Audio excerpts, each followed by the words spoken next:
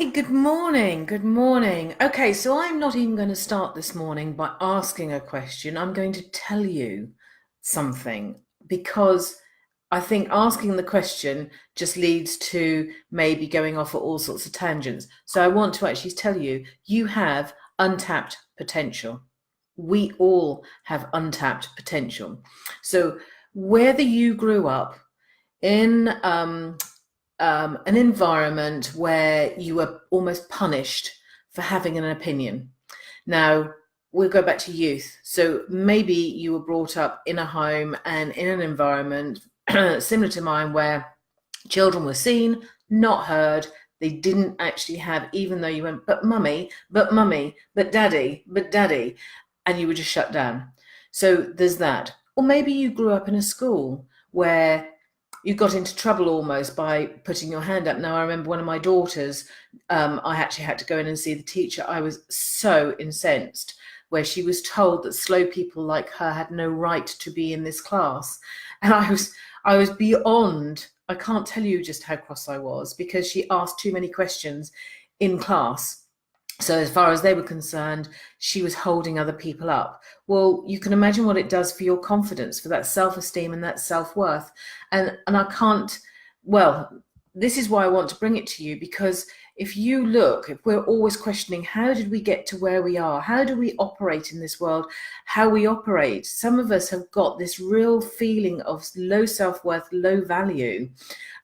So maybe you did that. Maybe you've grown up in a home where there was a matriarch, or there was a real controlling type adult, a figurehead, where again you weren't allowed to make any difference. And then you marry something very similar.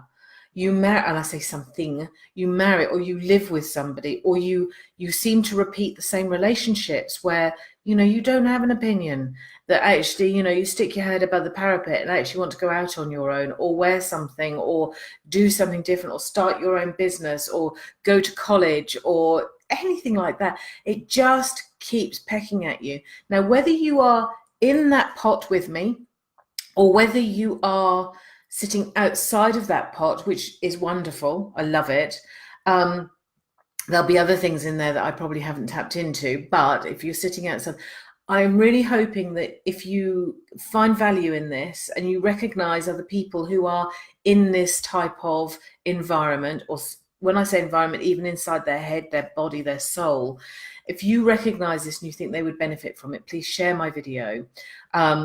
But even if you're not, sometimes when we've grown up around this, we have adopted, even if you don't feel it's had an impact on you, we've adopted very similar traits. And therefore, as a parent, or as a leader, or as a manager, or as a boss, or as a teacher, we still use those techniques, which crushes these wonderful little characters that are coming up. So please think about it when we're talking about this. So, eventually we get to that point where we say, well, I obviously have no value to contribute. My opinions are quite lowbrow, if you like. So it's those sorts of things that we want to sort of try and, they are the killers of dreams. I can't put it any more passionately. They are the killers of dreams, and we will continuously use that pattern. So I would like you to think of yourselves now, when you go into Mackie D's, and I'm always fascinated, and because I'm not really a Mackie D person, but when working in the NHS as a nurse, we have the little medicine pots with the little folds around the edges, very similar to Mackie D's. So I want you to picture your life or yourself as one of these Mackie D pots. And how many of those pots do you have to fill up in order to dip your chips? Just think about it. How many of those do you take to the counter to fill up so you have enough sauce? Actually, if you unfold them, which I never knew at Mackie D's, but if you unfold them, the capacity expands. The folds are there to expand. Just like you and I, we have folds in ourselves. Our potential is all about just allowing those folds to come apart and stretching ourselves just that little bit extra.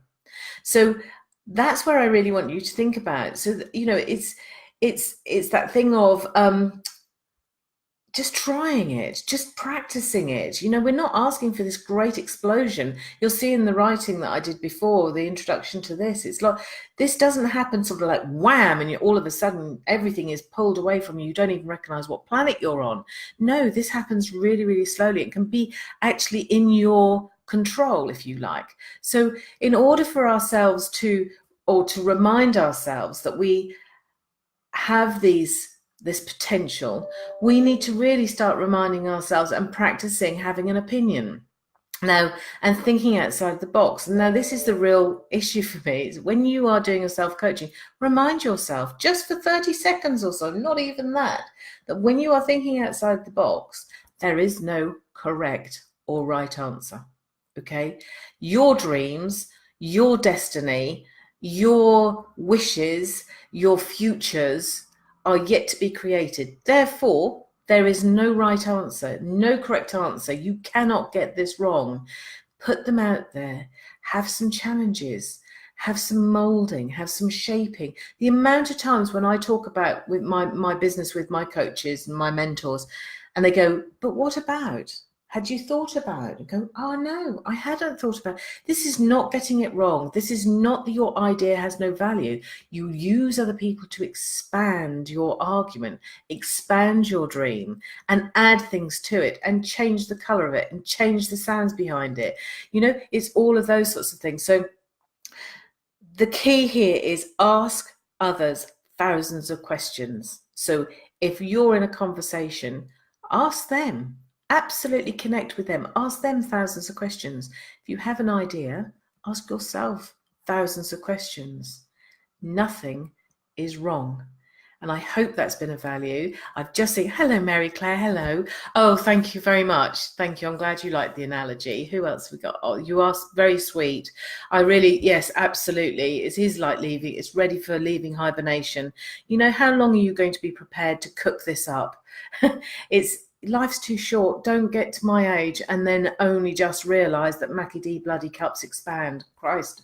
Get out there, fill those cups up. Anyway, do share my video, as I said, and thank you so much, Mary Claire, for joining me. I really appreciate it. Karen, hello. Anyway, I'll leave you with that, and I'll see you next week. Have a great weekend. Bye-bye, everybody.